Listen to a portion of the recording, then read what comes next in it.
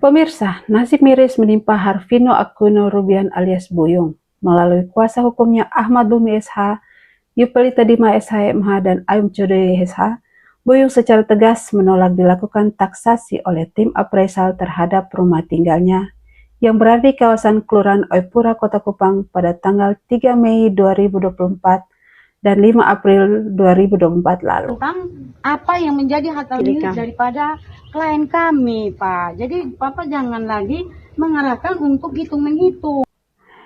Cekcok di antara kedua belah pihak pun tidak dapat dihindarkan karena masing-masing pihak saling mempertahankan argumennya masing-masing. Kalau eksekusi ya memang sepihak, Bu. Karena Itu berarti Anda mengakui bahwa itu sepihak. Sekarang begini, Sa, mana perjanjian yang memang ini masuk? Ada titik temu kan, Bu. Tidak titik temu. Dua dan lain-lain. Saya rasa 2 tahun ini lebih dari cukup. Mohon maaf. Betul.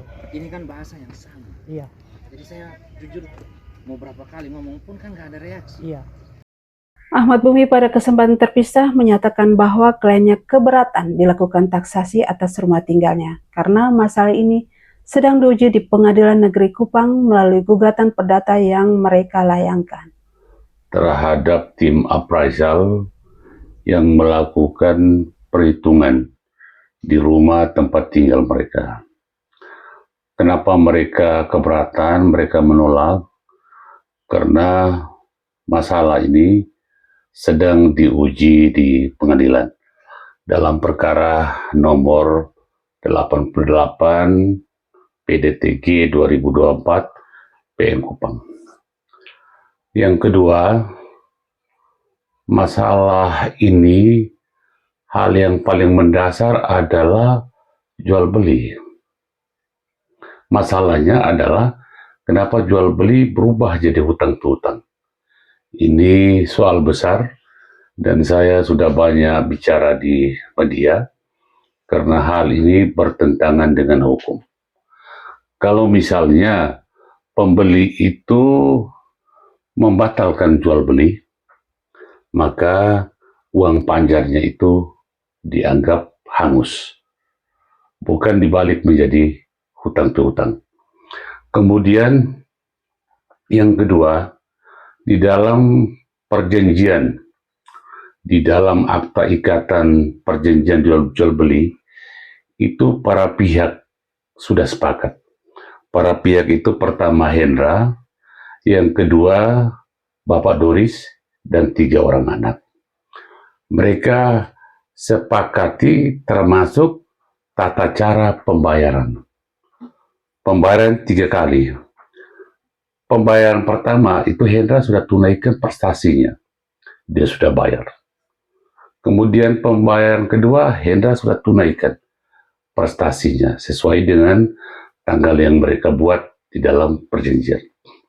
Nah, masuk pada pembayaran tahap ketiga, ini Hendra tidak membayar. Ketika jatuh tempo dan Hendra tidak membayar, hubungan hukum antara Hendra dengan Bapak Doris dan 3 orang anak itu sudah putus ketika Hendra tidak membayar tahap 3. Kenapa? Karena perjanjian yang para pihak buat itu adalah berlaku sebagai undang-undang, mengikat kedua belah pihak di dalam membuat perjanjian itu.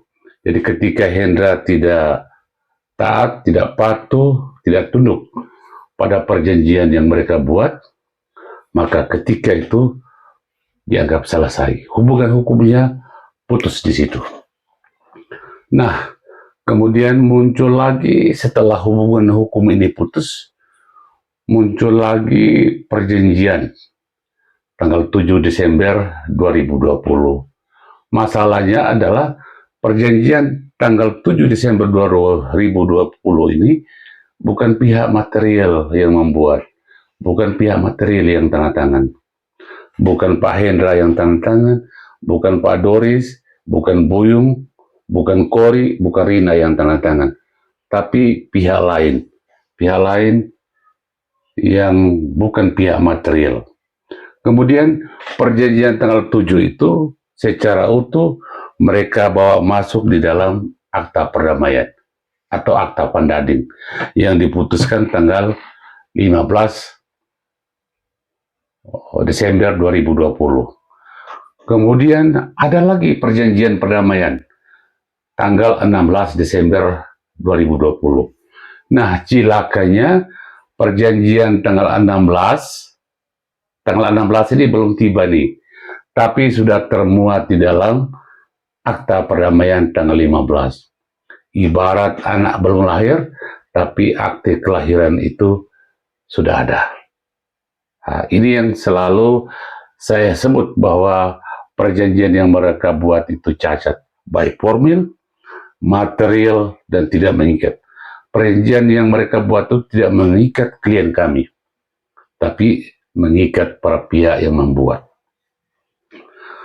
Yang berikut yang paling fatalnya adalah dasar dari akta Van Dading itu mereka gunakan untuk eksekusi objek harta benda milik klien kami. Padahal di dalam amar putusan 252, putusan akta Van Dading itu tidak ada perintah hakim, tidak ada perintah pengadilan terhadap objek. Tapi yang ada adalah perintah kepada para pihak untuk tunduk kepada perjanjian yang mereka buat. Perjanjian yang dibuat oleh pihak, bukan pihak material. Ya mereka yang membuat itu yang tunduk. Nah, masalahnya kenapa mereka jadikan putusan 252 akta Van Dading itu mengeksekusi objek? Kalau kita membaca putusan 252 itu kan menghukum para pihak untuk membayar sejumlah uang.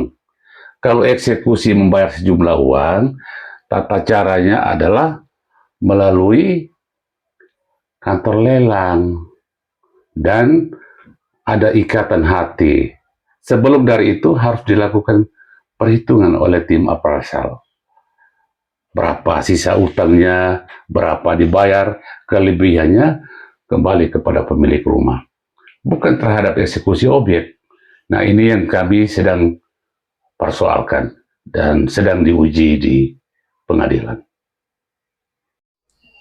Demikian Global Indonews melaporkan.